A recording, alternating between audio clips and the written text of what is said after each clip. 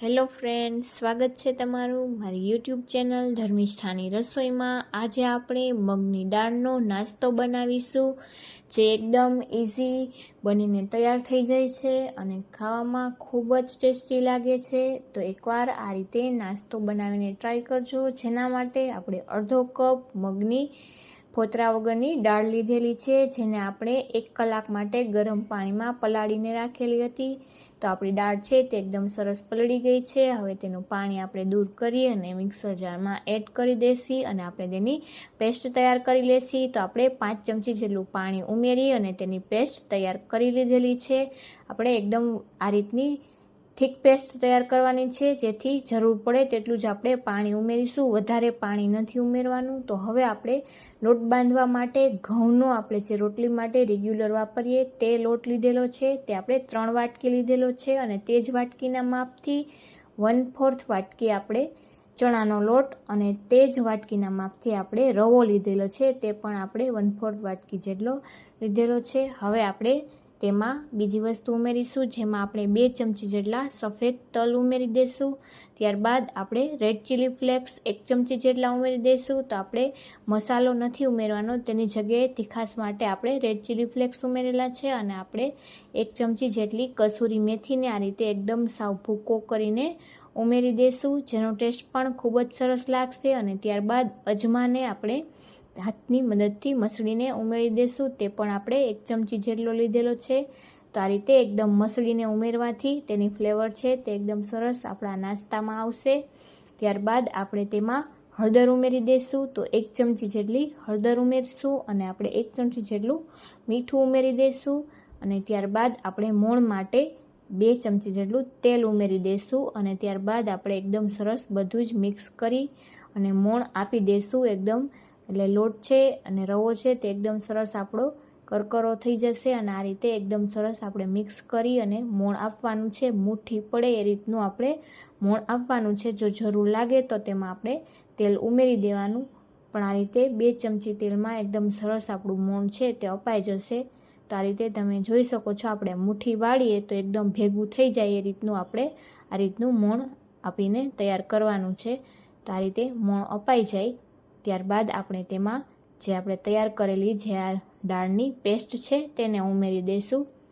તો આ પેસ્ટ પહેલાં આપણે ઉમેરી અને લોટને આ રીતે બાંધી લેશું। આપણે પાણી પહેલાં ઉમેરવાનું નથી, જો જરૂર લાગે તો જ આપણે તેમાં પાણી ઉમેરવાનું છે। તો આ રીતે બધી જ પેસ્ટ આપણે તેમાં ઉમેરી દઈશું। આ નાસ્તો છે તે એકદમ સરસ ટેસ્ટી ખાવામાં લાગે છે અને મગની દાળ જો બાળકો આ રીતે તમે બનાવીને આપશો તો ખાઈ પણ લેશે। જો શાકમાં ન ખાતા હોય તો તમે આ રીતે રેસીપી તમે બનાવીને આપી શકો છો। મેં મગ દાળની ઘણી રેસીપી તમારી સાથે શેર કરેલી છે, જેમાંથી આ એકદમ ઇઝી છે અને એકદમ આપણને હેલ્ધી અને ટેસ્ટી નાસ્તો બાળકોને માટે બનીને તૈયાર થઈ જાય છે। તો આ રીતે પહેલાં આપણે દાળની પેસ્ટ ઉમેરી અને એકદમ સરસ મિક્સ કરીને લોટ બાંધવાનો છે અને ત્યારબાદ જરૂર પડે તેટલું આપણે પાણી ઉમેરીશું। તો આ રીતે એકદમ સરસ મિક્સ થઈ જાય ત્યારબાદ આપણે પાણી ઉમેરીશું। તો લોટ છે તે આપણે રોટલી જેટલો સાવ સોફ્ટ પણ નહીં અને પૂરી જેટલો કઠણ પણ નહીં, એ રીતનો મીડિયમ સોફ્ટ લોટ બાંધવાનો છે। તો તેના માટે આપણે 3 ચમચી જેટલું પાણી ઉમેરી અને આ રીતનો લોટ તૈયાર કરી લીધેલો છે। હવે આપણે તેમાં તેલ ઉમેરી અને એકદમ સરસ મસળી લેશી।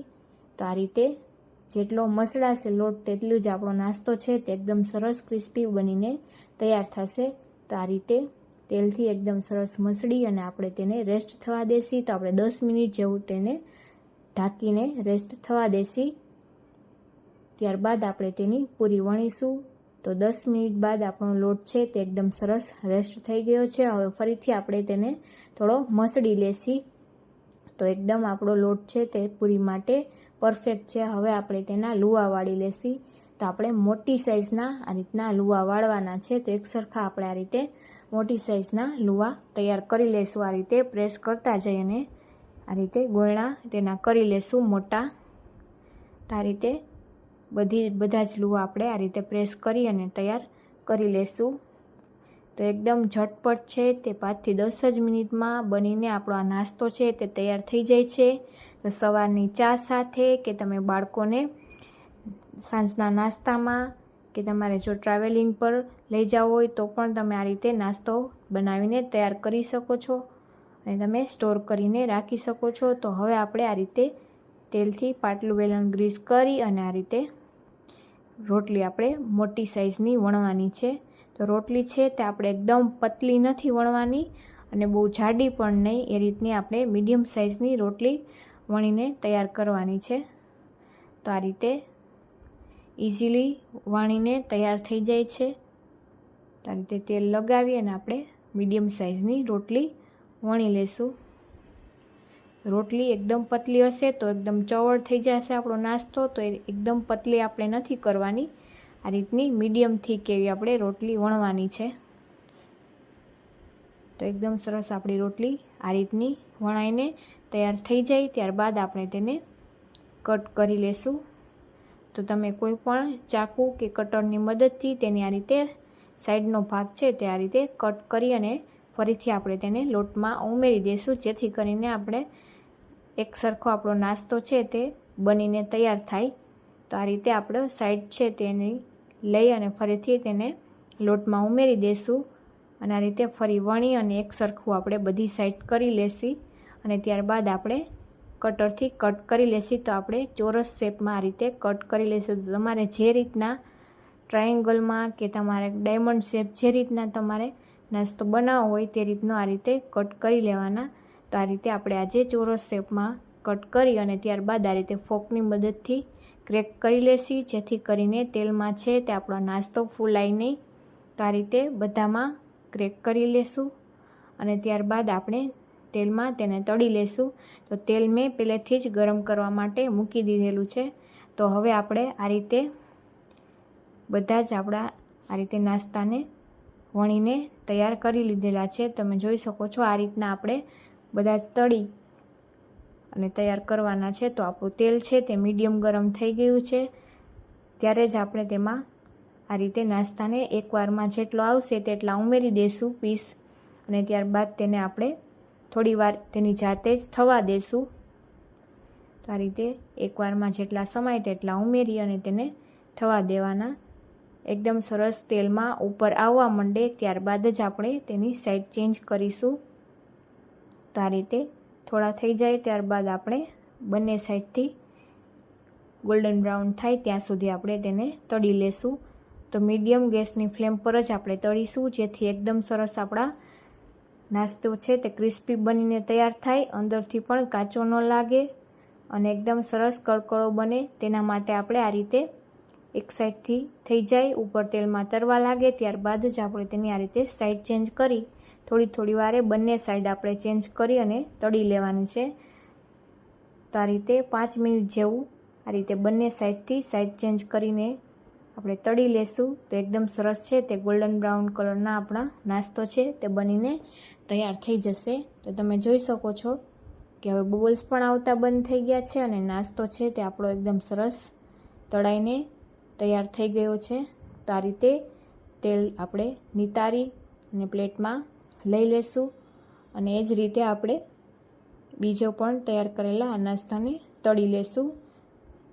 તો આ રીતે બીજી વારમાં પણ જેટલો સમય તેટલા ઉમેરીને આપણે તેને પણ તળી લેશું. તેને પણ આપણે આ રીતે ગોલ્ડન બ્રાઉન કલરના થાય ત્યાં સુધી તળીને લઈ લીધેલા છે. તો તમે એકવાર આ ક્રિસ્પી નાસ્તો બનાવીને જરૂરથી ટ્રાય કરજો ને તમે આને ફ્રીજમાં કે તમે બહાર પણ આ રીતે સ્ટોર કરીને 2 થી 3 દિવસ સુધી ખાઈ શકો છો. તો આ રીતે આપણે તેલ નિતારી અને લઈ લેશું અને ત્યારબાદ આપણે ઉપરથી આ નમકીનનો મસાલો ઉમેરી દઈશું, જેની રેસીપી પણ મેં સિંગ ભજીયા સાથે શેર કરેલી છે, જે ખૂબ જ ટેસ્ટી લાગે છે અને તેને આપણે આ રીતે મિક્સ કરી લેશું. તો તમને મારી આ રેસીપી કેવી લાગી તે કોમેન્ટમાં જરૂરથી જણાવજો અને જો તમને મારો વિડીયો ગમ્યો હોય તો વિડીયોને લાઈક કરજો, શેર કરજો અને તમારા ફ્રેન્ડ્સ અને ફેમિલીમાં શેર કરવાનું ભૂલતા નહીં. અને જો તમે હજુ સુધી ચેનલમાં નવા હોય, ચેનલને સબસ્ક્રાઈબ ન કરી હોય તો સબસ્ક્રાઈબ કરી લેજો, જેથી અવનવી રેસીપીઓ તમને મળતી રહે. તો એકદમ ક્રિસ્પી આપણો નાસ્તો તૈયાર છે. Thank you for watching.